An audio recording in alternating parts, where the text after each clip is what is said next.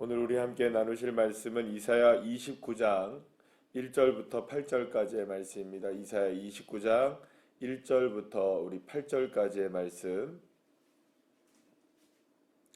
우리 다 같이 함께 한 목소리로 합독하시겠습니다. 슬프다 아리엘이여 아리엘이여 다윗이 진 친성읍이여 할마다 절기가 돌아오려나 니와 내가 아리엘을 괴롭게 하리니 그가 슬퍼하고 애곡하며 내가 아리엘과 같이 되리라. 내가 너를 사면으로 둘러 진을 치며 너를 애워 대를 쌓아 너를 치리니 내가 낮아져서 땅에서 말하며 내 말소리가 나직이 티끌에서 날 것이며 내 목소리가 신접한 자의 목소리같이 땅에서 나며 내 말소리가 티끌에서 짓걸리리라. 그럴지라도 내 대적의 무리는 세미한 티끌 같고 강포한 자의 무리는 날려가는 겨 같으리니 그 일이 순식간에 갑자기 일어날 것이라. 만군의 여호와께서 우레와 지진과 큰 소리와 회오리 바람과 폭풍과 맹렬한 불꽃으로 그들을 징벌하실 것인즉 아리엘을 치는 열방의 무리 곧 아리엘과 그 요새를 쳐서 그를 곤고하게 하는 모든 자는 꿈같이 밤의 환상같이 되리니 줄인 자가 꿈에 먹었을지라도 깨면 그 속은 여전히 비고 목마른 자가 꿈에 마셨을지라도 깨면 곤비하며 그 속에 갈증이 있는 것 같이 시온산을 치는 열방의 무리가 그와 같으리라. 아멘. 할렐루야. 오늘 본문의 1절 말씀에 29장 1절 말씀에 보시면 슬프다 아리엘이여 아리엘이여 하는 말씀으로 시작되는데 이 슬프다라는 말은 지난번에 말씀을 한번 이제 제가 그 유튜브 이제 말씀을 통해서 말씀을 드린 게 있는데 아이고 하는 말입니다. 아이고 어쩌지 이런 말이에요. 그래서 슬프다라는 말이 이제 뭔가 이렇게 슬프다라는 말이기도 하지만 탄식의 말입니다. 아이고 이를 어쩌지 하는 말이 이제 또 시작이 되는데요. 이 본문 가운데 이제 오늘 보게 되면 이 아리엘이라는 단어가 나오게 되는데 이 아리엘이라는 말은 이 예루살렘을 지칭하는 말로 예루살렘을 굉장히 아름답게 표현한 말이 바로 아리엘이라는 단어입니다. 그래서 아리엘이여 아리엘이여 하는 말은 아름다운 예루살렘이여 라는 말과 똑같다고 보시면 됩니다. 그런데 이제 이 예루살렘, 이 아름다운 예루살렘이 어떻게 되느냐? 이 대적에게 사면으로 둘러 진치며 애워싸며 공격을 당하게 될 것이다라는 그런 이야기를 하게 되는 것입니다. 그러니까 이제 실제로 이 일들이 일어나죠. 이제 그 히스기야 왕 때 아수르가 이제 그 골짜기들을 다 넘어와서 실제로 사면을 완전히 이제 봉쇄를 하고 이제 그 예루살렘을 완전히 포위해서 예루살렘을 공격하는 그러한 상황까지 이르게 돼서 실제로 이제 완전히 유다가 완전히 무너지게 되는 그런 위험한 지경까지 실제로 가게 되는 것을 보게 됩니다. 자, 그런데 이렇게 이제 이 아름다운 예루살렘이 아수르에 의해서 멸망의 위기에 처하게 되는 그런 상황이 왜 임하게 되었느냐? 왜 이렇게 이 아름다운 이 아리엘이여라고 말하는 이 아리엘과 같은 이 그 예루살렘이 이러한 지경에 이르게 되었느냐라는 것이죠. 하나님은 그런데 문제는 뭐냐? 하나님은 이러한 그 예루살렘의 완전히 이제 에워쌀 정도로 아수르의 공격을 받을 정도로 위험한 지경에 빠지게 되었음에도 불구하고 여전히 이스라엘은 이 잘못을 알고 있나요, 모르고 있나요? 자신들의 잘못을 제대로 파악하지 못하고 있다는 겁니다. 하나님과 함께하지 않고 하나님을 떠나 있고 하나님의 은혜 가운데 살지 못하고 하나님을 온전히 바라보지 못하고 그러면 여러분들 한번 생각해 보시죠. 이스라엘 백성들 그리고 특히 이제 예루살렘은 성전이 있었잖아요. 그러면 그 성전에서 여전히 하나님을 향한 예배는 드려졌을까요? 안 드려졌을까요? 드려지고 있었어요. 날마다 제사는 계속 드려지고 있었고 제물은 계속 바쳐지고 있었고 그러면 이스라엘 백성들을 생각할 때 예루살렘 특별히 이제 예루살렘을 생각할 때 여전히 우리는 예배를 드리고 있고 여전히 우리는 하나님 앞에 제물을 드리고 있고 여전히 우리가 하나님 앞에 뭘 잘못하고 있지라고 생각할 수 있겠죠. 그렇지 않겠습니까? 어제도 이제 우리가 뭐 이건 비교할 대상은 물론 아니지만 우리 어제 이제 우리가 그 이제 추석 연휴의 끝에 사실 오늘도 뭐 우리가 연휴에 이렇게 포함이 되어 있어서 오늘도 쉬는 분들이 많으시고 또 내일까지 이제 또 사실은 휴일로 되어 있어서 이제 뭐 이렇게 그 내일까지 사실은 휴일로 지내게 되지만 사실은 어제가 이제 사실은 이제 추석의 연휴의 마지막 날 아니겠습니까? 그러면 여러분들 우리가 생각해 보면 아 이제 연휴 마지막 날이니까 주일날에 사람들이 좀 많이 계시지 않을 수도 있겠구나라는 그런 생각을 할 수 있잖아요. 근데 어제 많이 오셨죠, 그죠? 많이 오셔서 많이 주일날 예배를 드렸습니다. 그럼 우리가 이제 생각을 해보잔 말이에요. 제가 처음에 말씀드린 거를 유의하셔서 생각을 해주세요. 뭐냐면 뭐 비교할 대상은 아니지만 우리가 예배를 우리가 그 추석 연휴의 끝에서도 주일날에 사람들이 많이 예배를 드렸다. 와, 그러면 우리 모든 성도들은 정말 참된 예배자로 하나님 앞에 예배를 드렸겠죠? 네, 아멘이시죠? 네. 근데 그러니까 다 예배를 그렇게 풍성하게 드리고 다 모든 분들이 열심히 주님 앞에 나와서 예배를 드렸단 말이에요. 그러면 우리가 그렇게 예배를 드린 그 마음과 하나님이 보실 때의 그 마음은 동일하실까요? 그거는 하나님이만 아시는 거죠. 네. 그러니까 우리는 예배를 드렸다고 하지만 과연 우리의 예배는 정말 진짜 예배였을까? 영과 진리로 주님을 정말 예배하는 예배였을까? 이거는 전혀 다른 차원의 문제가 될 수 있는 겁니다. 우리가 예배를 드리지만 하나님은 정말 기뻐하시는 예배를 받으실까? 우리는 예배한다고 하고 우리는 사명을 감당한다고 하고 우리는 뭐 우리 필리핀도 우리는 갔다 왔으니까 선교를 했고 뭐 전도도 하고 봉사도 하고 또 여러 가지 사명을 감당한다고 했지만 정말 주님은 그걸 기뻐하셨을까? 이건 전혀 다른 차원의 문제입니다. 그러면 여러분 기준은 누구에게 있을까요? 우리의 만족에 있지 않습니다. 우리가 예배 드렸어요. 우리는 뭐 이스라엘 백성도 예루살렘 백성들도 마찬가지입니다. 우리는 예배 드렸어요. 우리는 하나님을 찾았어요. 우리는 하나님을 바라보았어요. 이렇게 얘기하는 것과 하나님이 느끼실 때에 하나님이 이스라엘 백성들을 바라보시는 그 마음은 전혀 차원이 다를 수 있다는 겁니다. 이게 이제 같아져야 거기에서 무엇이 나타나게 됩니까? 하나님의 은혜가 드러나게 되죠. 예를 들어서 어제 예배를 드렸는데 오늘 어제 예배 가운데 은혜였다. 예를 들어서 뭐 우리가 필리핀 선교를 다녔는데 거기서 정말 하나님의 은혜를 내가 보았다 하면 거기에 누가 임재하시는 걸까요? 하나님이 임재하신 건데 하나님의 은혜와는 상관없이 그냥 내가 드린 게 만족스럽고 그냥 뭐 나 오늘 예배 드렸으니까 내가 그냥 오늘 뭐 무슨 사역을 했으니까 내가 무엇을 감당했으니까 난 괜찮아 그럼 됐어. 이렇게 그냥 메마르게 우리가 만약 그런 식으로 머물러 있었다면 그건 하나님의 은혜의 차원과는 좀 거리가 멀 수 있을까요, 없을까요? 있는 거예요. 어제 이제 그 우리가 예배를 드리고 나서 그 음향 상태가 별로 좋지 않다고 그래가지고 한번 이렇게 체크를 쭉 해봤어요. 그 체크를 다시 이제 어제 우리 방송 녹화된 거 있잖아요, 그죠? 유튜브에 올라간 거 있습니다. 그런 게 있습니다. 우리 라이브 방송이 올라가기 때문에 그 라이브 방송된 거를 이렇게 오후 예배랑 낮 예배랑 한번 제가 참 쭉 점검을 해봤어요. 그래서 이제 보니까 녹음이 사실은 뭐 요즘에 좀 방송 기계가 약간의 문제가 어디서 생겼는지 갑자기 녹음이 안 될 때가 있거든요. 그래서 잘 돼야 되는데 하고 이제 했습니다.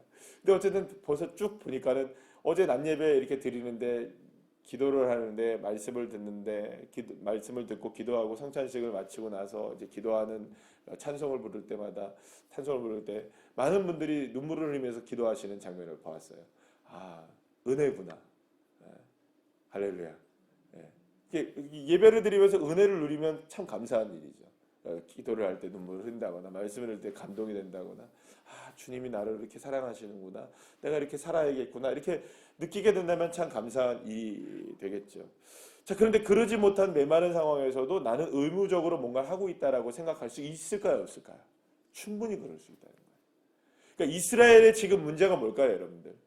표면적으로 볼다면은 이스라엘 백성들은 하나님을 향해서 제대로 안 하고 있었을까요? 표면적으로는 잘 그래도 하고 있었을까요?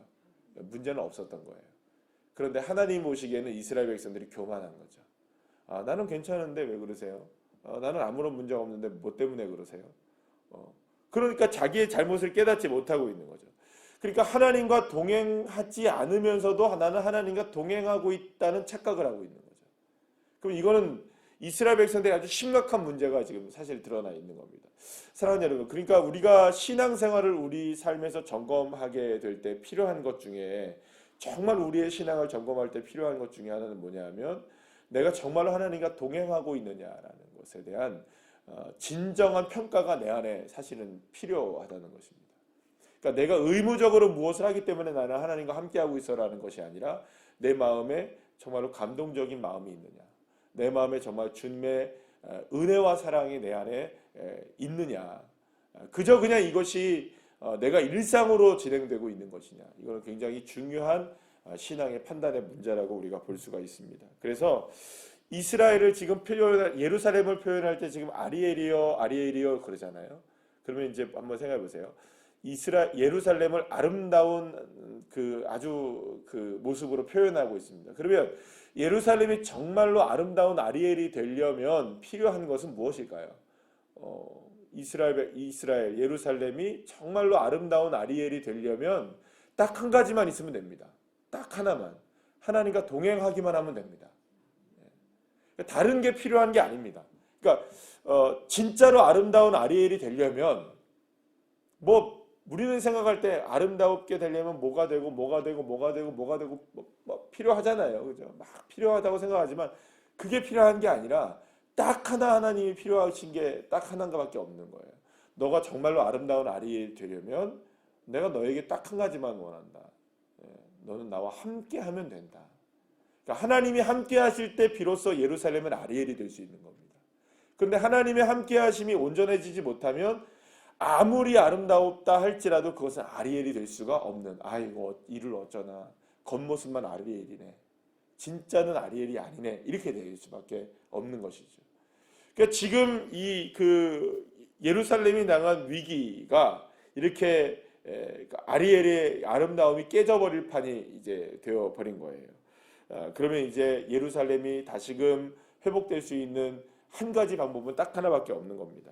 결국엔 하나님 앞에 겸손하게 나의 잘못을 인정하고 하나님과 함께하지 못했던 나의 삶을 돌아보면서 주님 앞에 나올 때에 이 아리엘이 온전하게 회복될 수밖에 없는 것입니다. 자, 그런데 이제 하나님의 마음은 참 오묘하신 마음 같다는 것 같아요. 오늘의 본문에 보게 되면 어떤 이야기가 나오냐면 양가적인 마음이 나옵니다. 한쪽으로는 아이고 이를 어쩌나 아리엘이여 슬프다, 예루살렘 너희들 어떡하니, 너희는 너무나 힘겨운 상황이 맞아지게 될 것이다. 3절 말씀 보시면 그렇잖아요. 방금 말씀드린 것처럼 너를 사면으로 둘러 진을 치며 너를 애워 대를 쌓아 너를 치리니, 이렇게 나와요. 그러니까 이제 정말로 그러니까 예루살렘의 아리엘은 깨져버릴 판이 된 거예요. 자, 그런데 또 다른 한쪽에서는 하나님이 무엇을 생각하고 계시냐면 아리엘의 아름다움을 실제적으로 공격하고 있는 아수르를 어떻게 만들 것이다. 그거를 완전히 티끌같게 하겠고 순식간에 날아가게 하겠고, 오늘 본문에 이렇게 보시게 되면 8절 말씀에 줄인 자가 꿈에서 먹을지라도 깨면 속이 여전히 비어있죠. 물을 마실지라도 꿈속에서 물 마시면 여러분들 그게 물 마신 겁니까? 그렇지 않잖아요. 그런 것처럼 이제 눈앞에 아수르는 지금 누구를 완전히 타이밍이 된 겁니까? 예루살렘을 점령하면 북이스라엘을 점령했던 아수르가 이제 어디까지 점령하는 걸까요? 남유다까지 완전히 점령하게 되는, 그래서 이스라엘이라는 나라 전체를 이제 누가 통치하게 되는 걸까요? 아수르가 완전히 통치하게 될 눈앞에 바로 직전의 상황까지 있었지만 그 꿈이 깨져버리게 될 것이다. 아수르가 결국에는 그 꿈을 이룰까요? 못 이룰까요? 하나님은 이룰 수 없다라고 얘기를 해요. 그러면 여러분 생각해 보세요. 하나님은 분명히 지금 예루살렘의 아리엘을 깨트려 버리겠다고 말씀하시면서도 예루살렘의 아리엘을 깨트리려고 하는 아수르를 어떻게 만들겠다? 깨트려 버리겠다는 거예요. 그럼 이 말은 어디에 지금 하나님의 마음이 있다는 걸 알 수 있을까요? 예루살렘의 아리엘을 깨트리시겠다는 겁니까? 안 깨트리시겠다는 걸까요? 깨트리시지 않겠다는 거예요. 하나님은.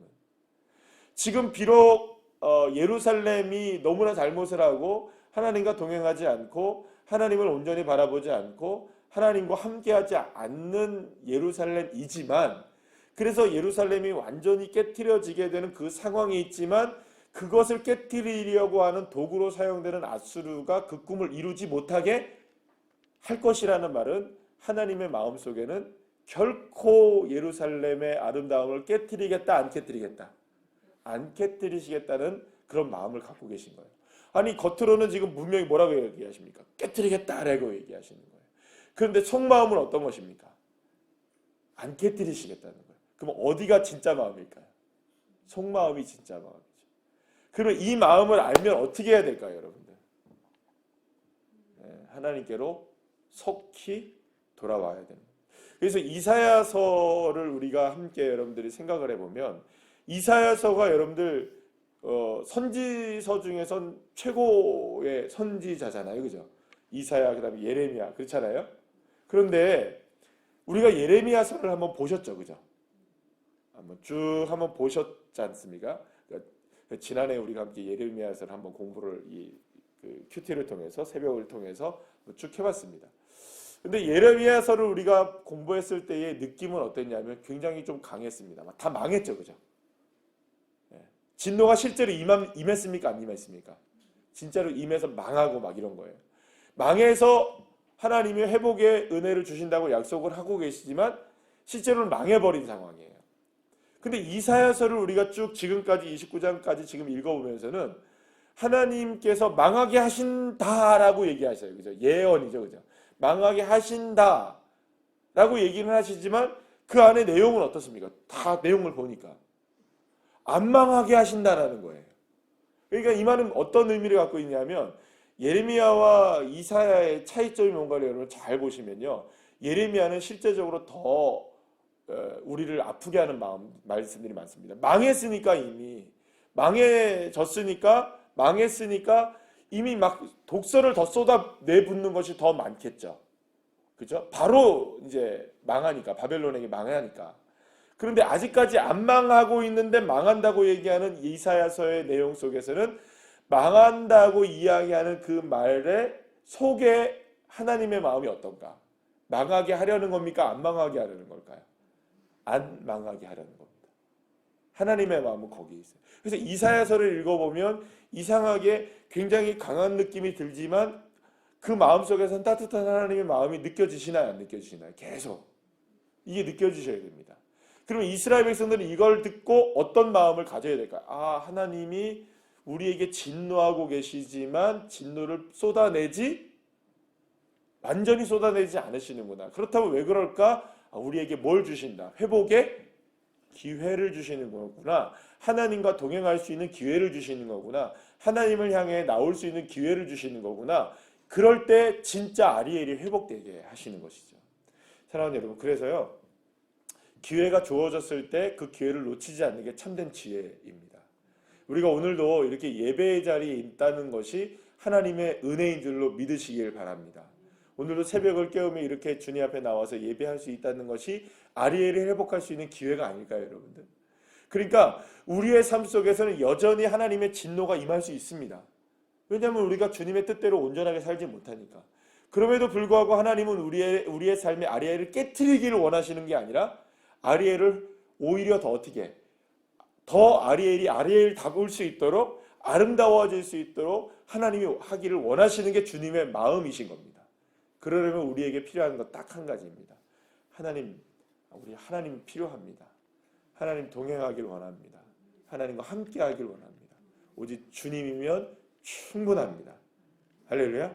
그런 믿음의 고백이 있을 때에 겸손하게 그렇게 주님을 바라볼 때, 아이고 이를 어쩌나 슬픈 일이네, 아이고 어쩌나 이런 상황이 펼쳐진다 할지라도 하나님을 온전히 바라보는 그 사람에게 하나님은 회복의 역사를 주셔서 아리엘이 깨트려지는 것이 아니라 아리엘이 오히려 더 아름답게 회복되어지는 놀라운 역사가 있게 될 줄로 믿습니다.